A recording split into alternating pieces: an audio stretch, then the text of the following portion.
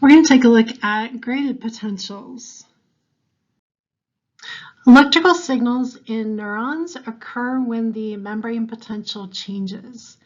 And this is produced when gated ion channels open and let specific ions in or out of the neuron. There's different types of gated ion channels that we find on neurons. There are ligand-gated ion channels.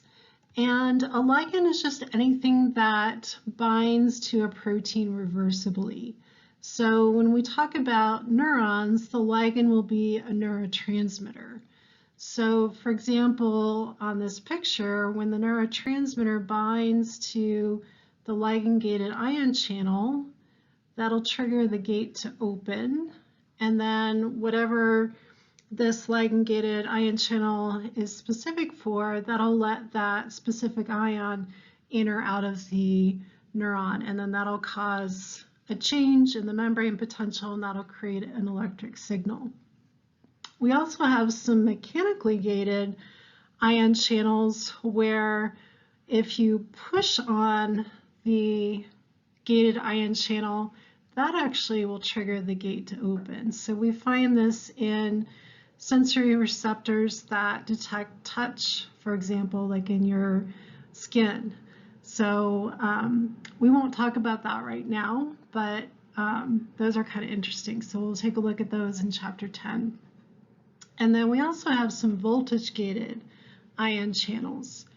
What triggers the gate to open there is a change in the membrane potential when it becomes more positive inside the cell. So remember, the resting membrane potential is minus 70 millivolts. Well, when it becomes less negative than that, there's kind of a magic number that when it reaches minus 55 millivolts inside the neuron, that'll actually trigger, so when it's less negative inside here, that'll trigger this gate to open, and that'll allow that specific ion to go in or out of that voltage-gated ion channel. So those ions moving in or out of those gated ion channels, that'll change the membrane potential, and that'll create an electric signal. So there's two different types of electric signals that we can create in the neurons. So this is really important to know. So there are graded potentials and action potentials. So we're going to be focusing on the graded potentials in this video, and then we'll get to the action potentials in the next video. All right, so before we get to explaining what graded potentials are, just a couple of terms here. So we're going to be referring everything to this resting membrane potential of minus 70 millivolts. So when the membrane potential becomes more positive inside the cell, that's called depolarization. And then when the membrane potential is returning back towards the resting membrane potential after being depolarized, that's called repolarization. And then when the resting membrane potential becomes more negative, then that's called hyperpolarization. So maybe the resting membrane potential goes to minus 80 or something. That would be hyperpolarization. So make sure you know those terms, because we're going to be using those quite a bit. All right, so the difference between graded potentials and action potentials. This is really important to know. Probably will be some questions on the exam on this. So graded potentials, they're much smaller in their change in the membrane potential than the action potentials. Action potentials are really big changes in the membrane potential. The graded potentials got their name because they vary in size. They're graded. So depends on the size of the stimulus. If it's a small stimulus, you get a small graded potential. If it's a big stimulus, you get a bigger graded potential. And then the action potentials are all going to be the same size. So it doesn't matter the size of the stimulus. If you trigger an action potential, you always get the same size action potential.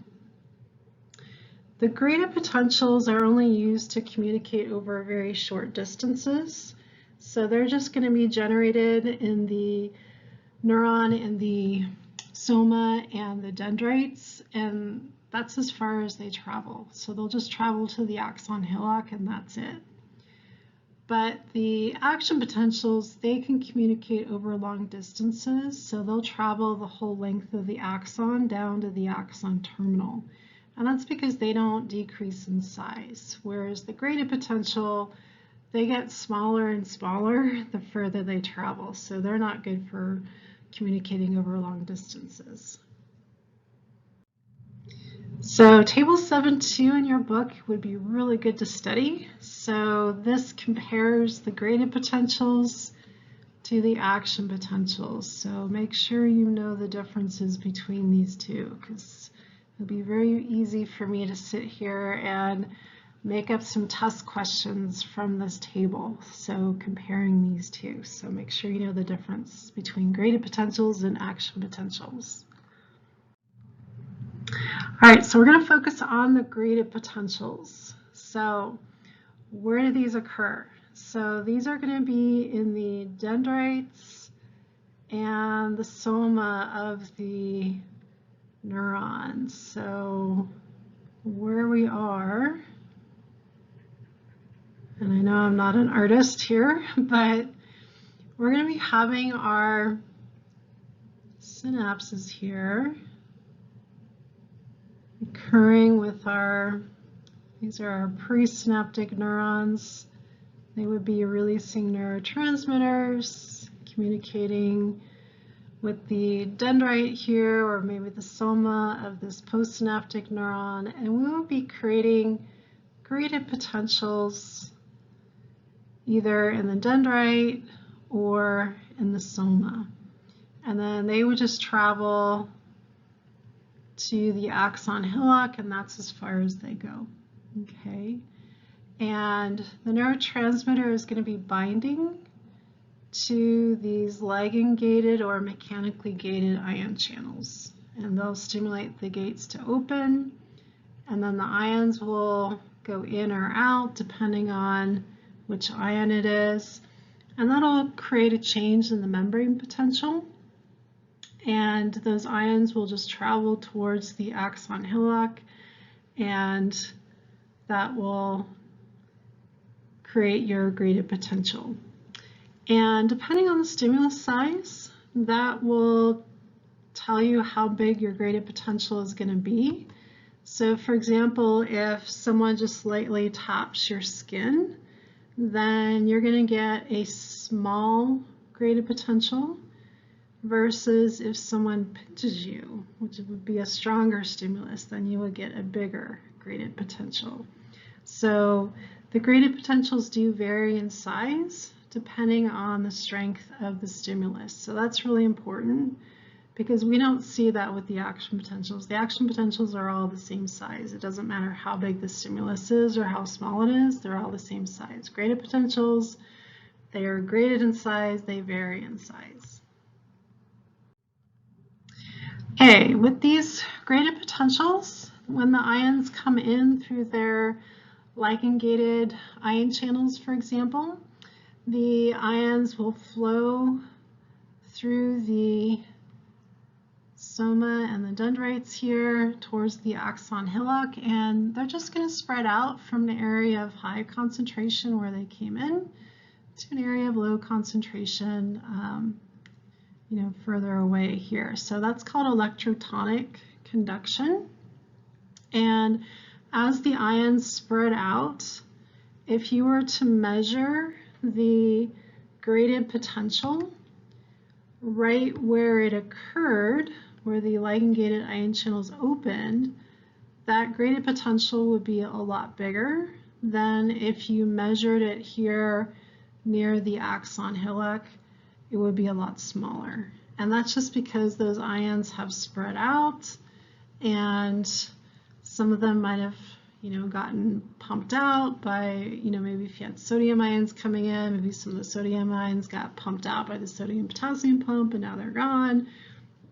And so your graded potentials do get smaller the further away they travel from where they entered in. So they're not good for long distance communication.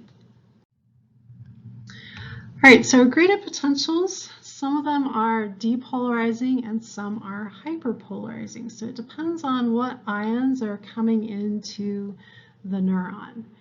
So ones that are hyperpolarizing, so maybe we've got our neuron here, and let's say that we've got our synapse here, and maybe our neurotransmitter binds, we open the gate, and maybe our ligand-gated ion channel is specific for chloride ions. Okay, and chloride ions, they're always going to come into the cell. Okay, and so if you have these chloride ions entering into your neuron, what's that going to do to your membrane potential if you have these negative charges coming in? Well, that's going to make it more negative. So that would hyperpolarize the cell. And then maybe you've got another synapse over here. Maybe we've got another neurotransmitter here, and this ligand-gated ion channel. Maybe this one we open the gate, and maybe this ligand-gated ion channel is specific for sodium ions. Remember, sodium always wants to come into the cell. And a good thing to remember is sodium and chloride ions always do the same thing.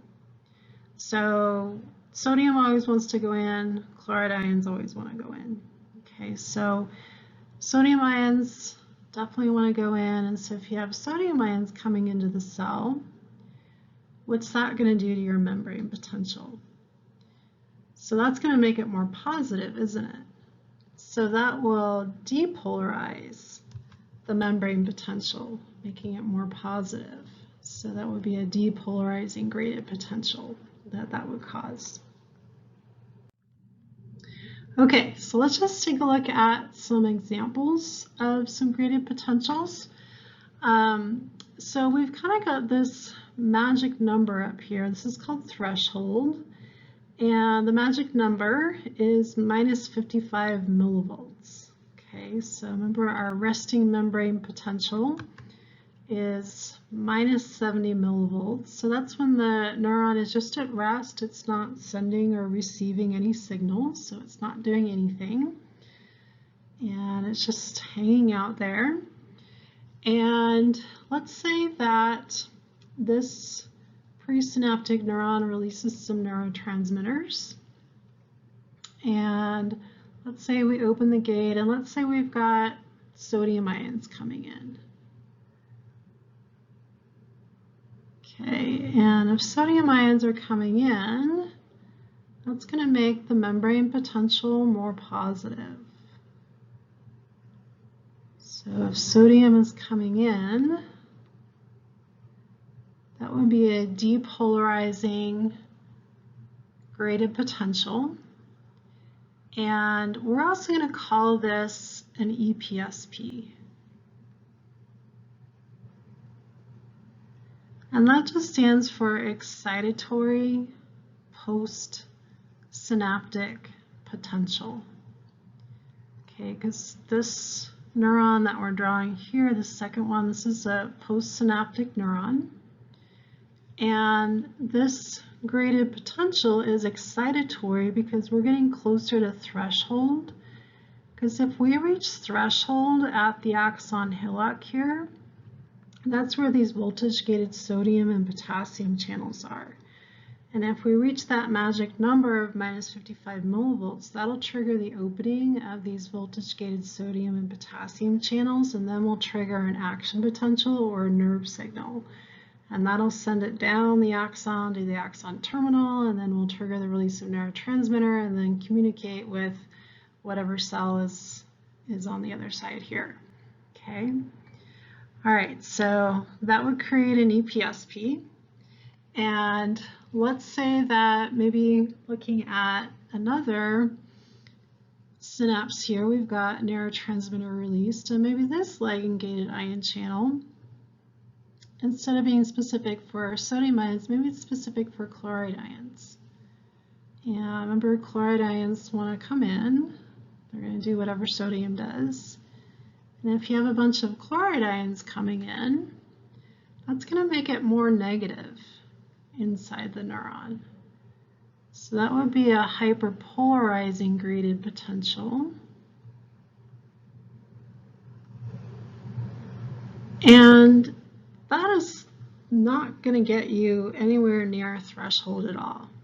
Okay, so you're not going to cause an action potential. This would actually be inhibitory. So we're going to call this an IPSP, which stands for inhibitory postsynaptic potential, because you're not getting anywhere near threshold that you need to be at the axon hillock to open these voltage-gated sodium and potassium channels to cause an action potential or a nerve signal to be sent down the axon here. So that would be inhibitory, letting these chloride ions in to cause this IPSP or hyperpolarizing graded potential. Okay, and then another example. Let's say that this synapse, we release a neurotransmitter and we bind to this ligand-gated ion channel, and we open the gate, and let's say this one is specific for potassium ions. And remember, I said to memorize that sodium always wants to go into the neuron, and remember that potassium always wants to go out. So if you have potassium ions leaving the cell, what does that do to your membrane potential? If you have these potassium ions leaving with their positive charges, well, that's going to make it more negative inside the cell, isn't it? Because potassium is leaving with its positive charge. Okay, so that would be another hyperpolarizing graded potential, also inhibitory, because we're not getting anywhere near threshold. By the time we reach the axon hillock, we're not going to create an action potential or nerve signals. So this would be another IPSP.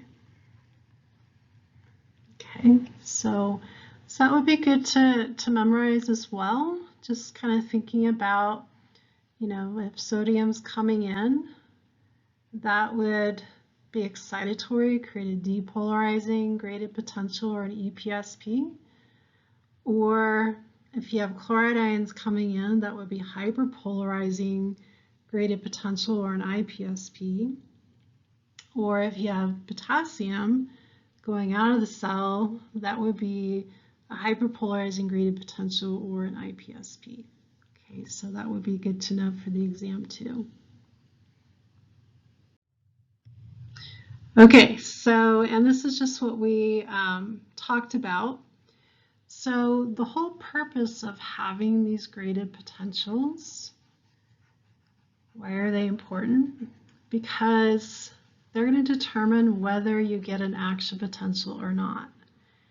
Because if you reach that magic number, that minus 55 millivolts, that threshold at the axon hillock, you'll open up those voltage-gated sodium and potassium channels and you can get an action potential or nerve signal triggered.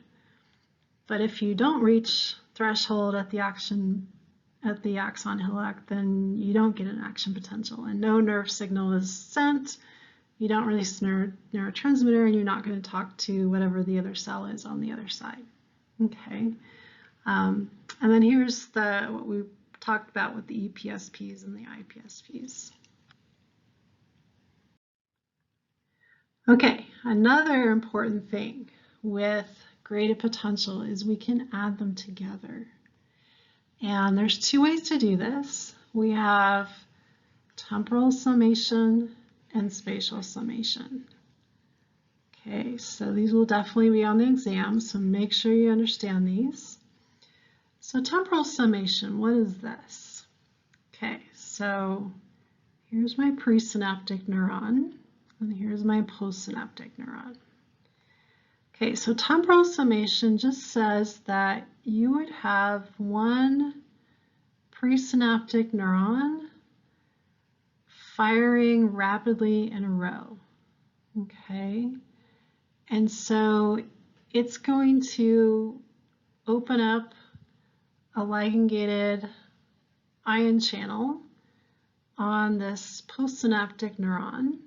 Okay, create a graded potential, and then before that graded potential is gone, it'll open up that ligand-gated ion channel again and add what's left of that first graded potential with the second graded potential. Okay, so you just have one presynaptic neuron firing rapidly in a row, and those graded potentials get added together. Okay, spatial summation is different because you're going to have two or more presynaptic neurons that are going to fire at the same time. So these will both release neurotransmitter. They're both going to be opening up some ligand-gated ion channels, creating graded potentials at the same time, and then you just add those graded potentials up together. Okay, so let's just take a look at some pictures. All right, so this is temporal summation. What we're looking at on the left is if you look at whatever stimulus W is, you can see that we're creating an EPSP, or a depolarizing graded potential. And if you just have stimulus W applied once, it's not enough to reach threshold. Okay, you don't get an action potential.